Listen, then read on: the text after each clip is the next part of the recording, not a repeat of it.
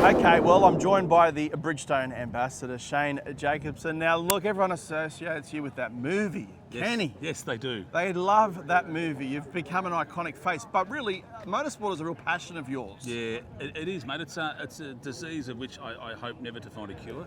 I love it. I've always been.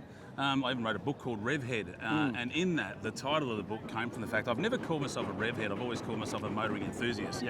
Because it's not just the going fast and the big motor thing. I love all that, but I kind of love every aspect of it, which is what led me to this. You'll have to excuse that noise, but the beautiful thing is what you're hearing is passion, and that's what this event is completely filled with. So I don't want us to stop that. That's the reason we're here. Yeah. But yeah, mate, I've always called myself a motoring enthusiast, as opposed to a Revhead, because there's no doubt about it, I do like the roar of a V8. But I love everything that surrounds it, and that's why I love this event so much, is because, I've confessed it many times, I came here as a motoring enthusiast, but then I discovered there's so much more going on, and that's what got me excited. You know? Absolutely, and as you just heard, solar can be exciting, and to be frank, this is probably the most brutal endurance event I've seen. I mean, it's so taxing on the drivers. Yeah, mate, it is grueling and taxing. Well, very grueling and taxing. Number one, there's the heat inside the car itself.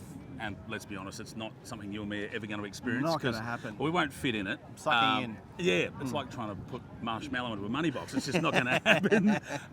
Haven't tried that. It doesn't work, I've tried. And there's also, I think we both know there's a car here that weighs less than me, which is rather annoying, to say the least. But the thing is, there's also the 3,000 kilometres the car's got to travel, obviously from Darwin to Adelaide. But there's road conditions, there's potholes, and there's road trains. So all of that, and the car has to keep going. So, any moment they spend off the road, obviously, is time off, and it means they don't get to the finish line. That stuff is pretty standard for motor racing. But there's also, the heat in general, and they've got to get the whole team there. Going around in the circle on a track which you and I are very familiar with, you get all your mechanics and all your crew, and you go, we're in garage 4. If anything goes wrong, if you can limp back there, we'll fix it. The car keeps going, and the team have to leapfrog in front of it, stay with it, and they've got to feed them, they've got to have accommodation, toilets, you name it. So that part, the actual pressure and the amount of work the team has to do to keep up with the car. That's right. And now that I've said the word keep up, the one thing that I think most people expect, and you and I have been told this ad nauseum, but they're not that fast, but the world has caught up now. Tesla's proven that. I mean, the difference is these things only work off, the solar panels, so that's how they get their fuel. The sun is their fuel. But the fact that they get from... They're going off. That's one of the teams who's just finished their hot lap. That's real what that carnival about. atmosphere. It is. That's good. It's fun. But you've seen here. There's times going. So we're at Hidden Valley. The V8s come around here. Well, the supercars. We want to say those. The supercars come around here, as we know, like bang on a minute, sort of either side of a minute. And what was their best last time? 151 today, 151. And last year was about 203. So they're smashing it out of the ballpark. And this is what I want to touch on.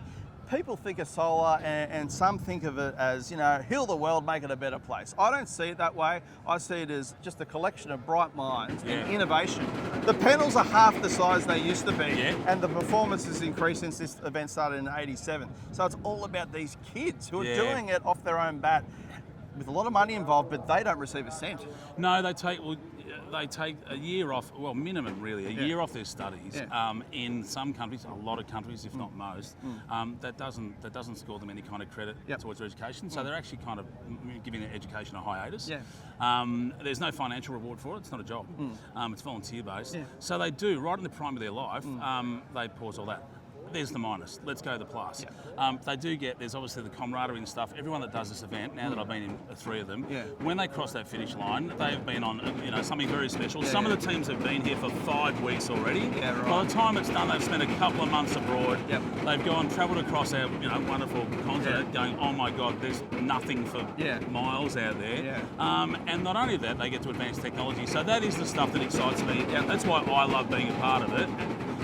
But beyond that, and I hate to sound corporate about it, it's more of that passion. I know. It turns out passion is audible. Very much so. And I hate to come back to the corporate side of it, but this is a bit thrilling. As father of 4 kids, I love the opportunity the kids here get, which is Tesla are here. There'll be people from, I think people from Google are here. If they're not here, Google have been here in the past. Yep. There's a guy here, Sid, who drives for the Japanese team. Yep. But he was originally in this event, and he now works for NASA. Sure. I just spoke to some other people, the guys from Ashiona. They're looking at backing a team in a couple of years. I've been involved with them with the first electric car that competed at Dakar and did think.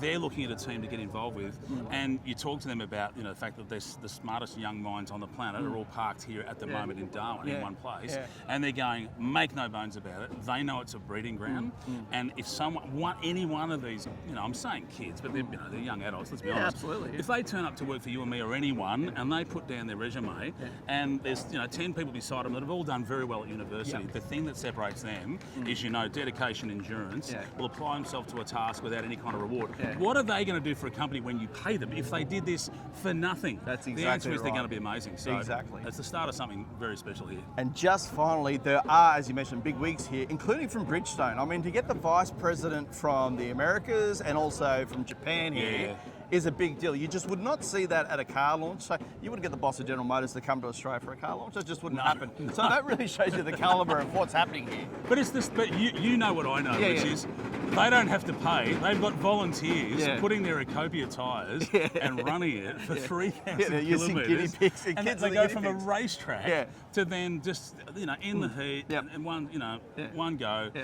So look, they inherit kind of a conveyor belt or a workshop that works for them at low cost. Works both ways. But it's not how Bridgestone see it. I mean, they are about doing the right thing by the planet. They sincerely are. Oh, of course, And I can. That's why I'm so proud to be connected with them in the event. But going back to it, as you say, Bridgestone send kind of the figureheads here because I know we know the BMW electric car has the Ecopia tyre on it. So it is there's less rolling resistance, there's all that stuff, and people in the car game know all that sort of stuff. But this is kind of where it started. And what I love about it is, you and I know, there's that F1 argument, sure, but does it really end up on the cars that we drive? And we know the answer is ultimately yes. And this event is now, the technology that really was focused on this is now being driven on road cars. And then we now know that, the battery technology here, and I keep saying it, I'm excited for the money I'm going to save on my power bill, and I keep saying this because these guys will create a battery that'll be as big as my thumb and hold power for 10 years after being in the sun for 8 seconds. And I don't have to pay for electricity. There's very selfish reasons for me to help this event. I'm with you all the way. Thanks, Shane. Appreciate it. Pleasure, mate. Good to see you.